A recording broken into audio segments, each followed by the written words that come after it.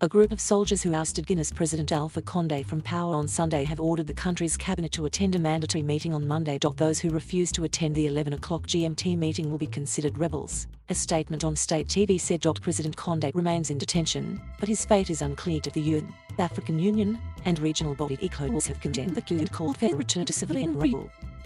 I strongly condemn any takeover of the government by force of the gun and call for the immediate release of President Alpha Condé, the UN Secretary-General Antonio Guterres tweeted. After hours of gunfire on Sunday, the streets of the capital, Conakry, are reported to be quiet, but it remains unclear if the entire military backs the coup. There is a sense of unease in Conakry a day after jubilant soldiers rode on the streets to mark the ousting of President Condé.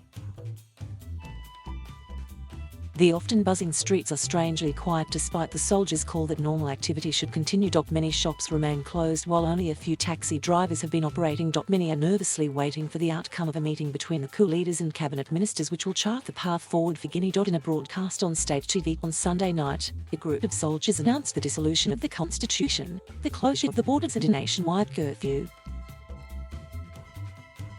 They said regional governors had been replaced by military commanders, and the ousted 83-year-old president was safe but in detention. The head of the country's special forces, Col Mamadou Doumbouya, said his soldiers had seized power because they want to end rampant corruption and mismanagement. President Condé was re-elected for a controversial third term in office amid violent protests last year. The veteran opposition leader was first elected in 2010 in the country's first democratic transfer of power.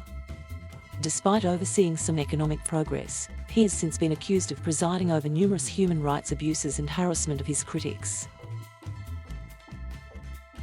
After the coup was announced, hundreds of residents poured into the streets of Conakry to celebrate the takeover, climbing onto military vehicles to greet soldiers draped with Guinean flags.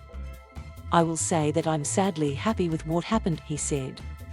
"We don't want to be happy with a coup, but in certain circumstances like that one in Guinea now we will say we are really happy with what is happening, because without that, the country will be stuck in an endless power of one person who wants to stay in power forever."